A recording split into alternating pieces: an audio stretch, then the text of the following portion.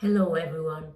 I'm about to talk about somewhat triggering subject today.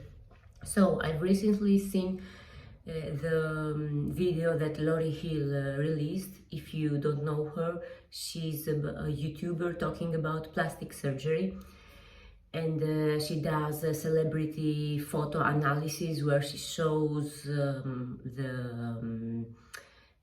surgeries that they have supposedly done or not done to change and refine their looks. The subject of today is about necrosis due to vascular occlusion. So what happened to Lorry Hill is that she had fat filling. So she took fat from her body to put on her face and her nasolabial folds, and a small quantity of the fat actually went to one of the arteries passing in the nasolabial fold, and blocked the blood supply that arrived the blood supply responsible for the tip of the nose, and the tip of the nose actually became necrotic. So the tissue was left. The tissue were left without oxygen, and they died. So, as Lorry Hill explained on her video, this adverse effect can happen not only with fat fillers but also with regular fillers, radiases, Cuptra, hyaluronic acid, whatever substance you put for filling, like the volumes of your face, it can actually go into arteries and block the blood flow on different parts of your face. So the nose is one of the risky areas. What is shocking about this video, and the reason I decided to do a video reaction at that, is the fact that she was left with a nurse, and actually 2 hours, already 3 hours after the intervention, after the surgery, the tip of her nose became blue, became bruised. It was not normal. And the nurse said it's normal, it's okay, there's nothing to worry about. The doctor also said it's normal, it's okay, there's nothing to worry about. Well, I would like to give some perspective on that. Having fillers or having plastic surgery goes hand in hand with bruising, but you have to understand where the bruises appear. So if I have my lip filler done, and after 2 hours I have a bruise on my lip, it's quite normal, because it's the needle passing through the tissue of my lips that actually can destroy some blood vessels. It can break down some blood vessels, so the blood goes out and the bruise is formed, and that's okay. But if I go to a doctor to do my lip filler, and after an hour, 2 hours, 3 hours, there's the tip of my nose that has not been touched by any needle becoming blue, that is not normal. If you go to have your tear troughs done, and after 1 hour, 2 hour, whatever, you feel your eye red or watering or whatever, or the tip of your nose, or the let's say the bulk of your cheek going white, going discolored, or going bruised, that is not normal, because there's no needle having passed through the bulk of your cheek to make your tear trough. It depends where the needle has passed. So if I do my tear troughs with cannula coming this way, there is no reason to find bruises here. If I do the mandibular line and then I become bruised or white here, this is not normal. This is a sign of vascular occlusion. So what I'm trying to say here is that people going getting fillers should be should not be more anxious. They should choose good their medical health provider, their aesthetic injector, nurse or doctor, whatever. But they should also get a little bit educated on that. Lorry Hill, she's a very rare example. She's very educated about plastic surgery and stuff. But see, even for her, this thing was a new thing. I'm a doctor. I'm training on becoming an aesthetic injector. Aesthetic medicine and plastic surgery have been my passion for like many years, and I study these cases. So it's not the first time I see a necrosis of the tip of the nose, or necrosis of the bulk of the cheek, or worse, even cases where the scalp becomes necrotic because filler is put like on the artery that gives blood flow to the scalp. So there are many cases of necrosis. Statistically, they are very rare. So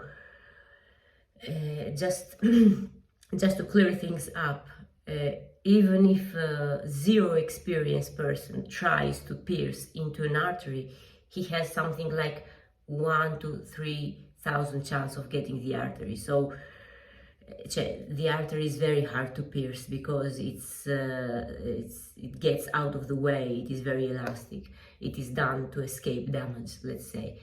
Nonetheless, when you up your game as an anesthetic injector, the risk becomes less and less. The risk becomes 1 to 6,000, 1 to 10,000. It depends. There are aesthetic injectors out there, like Julie Horn, who does lips, who has done something like 16,000 lips, and has only had 3 or 4 vascular occlusions. So it is very rare. Nonetheless, you have to know, people have to know the alarming signs, which are skin discoloration, skin becoming white, then skin becoming like bruised, erythema, like skin becoming red in the contour of where the bruise is going, pain, numbness. All these signs, they are alarming. But when in doubt, just insist with your medical provider. I repeat, in the Lorry Hill case with her nose, I blame it all to the nurse and to the doctor, because I think that they might have suspected vascular occlusion straight away, but the thing is that she did not have hyaluronic acid filler done to reverse it. She had like a fat filling on her nasolabial folds. So what my understanding is that even if the nurse and the doctor suspected somehow vascular occlusion in her case, they still thought, okay, it is quite rare, let's wait a little bit to see how it goes. It might be nothing, because everybody hopes it's nothing. Even medical providers get anxious and get scared and do not know to think about these consequences, especially when it's about fat filling or sculptra or radiesse. Because I repeat, if you have hyaluronic acid filler done, the doctor jumps right in, he does the hyaluronidase, so he takes away, he makes the hyaluronic acid melt in a way with this enzyme, and the damage can be avoided. But if you've put in there fat and it has occluded the artery, there's not much that you can do. In the Lorry Hill case, maybe starting the hyperbaric oxygen therapy in the hyperbaric chamber earlier would have helped. And regarding the cream, which she talks about, the nitroglycerin cream, which makes the blood vessels like dilate and help with the blood flow and the oxygen flow on the necrotic tissue. That, I think that might help too, but it does nothing. It helps something like 10% with the damage. If you had an obstructed artery and it's a big one, like the angular, because I think that she had the angular artery of the nose obstructed via the filler. Now, on closing up with this video, I wanted to give further information about rhinoplasty, having fillers done after a surgery, or having fillers done when you have a surgery-free face. We have many blood vessels and that they go through the face, and actually they meet each other. So there are many places of the face, for example the nose, where they get their blood flow from vessels coming up down here, from vessels coming up from the supratrochlear artery, from the angular nasal artery, from the facial artery. So if I have had no surgery in my life, and I am quite unlucky, and I do my lip done, or my nasolabial folds done, and something gets in the artery and blocks the flow that goes at the tip of my nose, it is quite probable that the blood flow coming from up will actually compensate for that, and I will not even realize that I have had a blockage on the artery, and the blockage normally clears out in some days.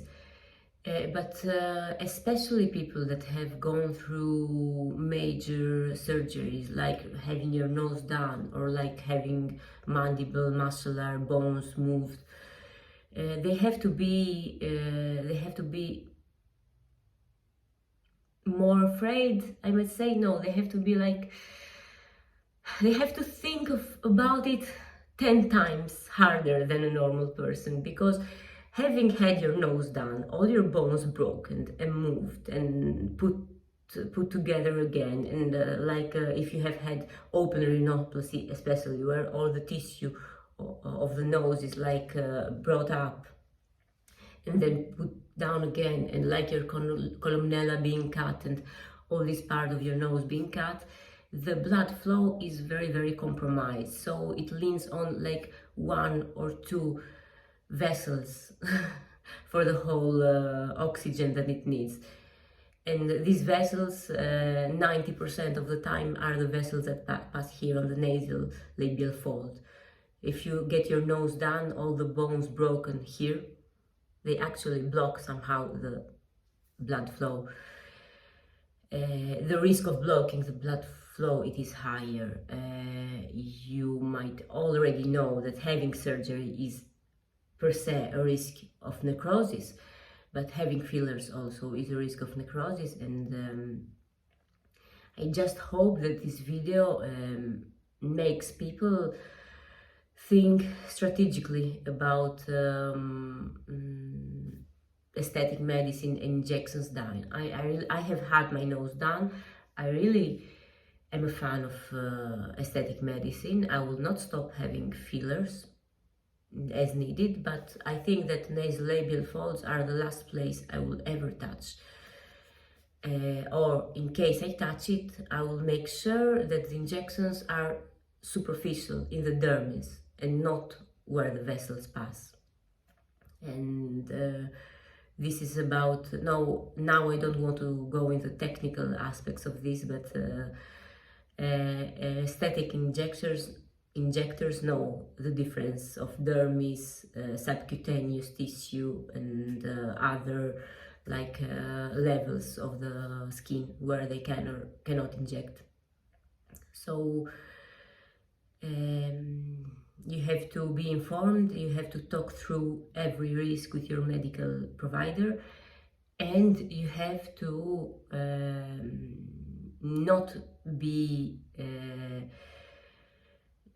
afraid to talk immediately to your medical provider for whatever small sign or bruise or whatever you see.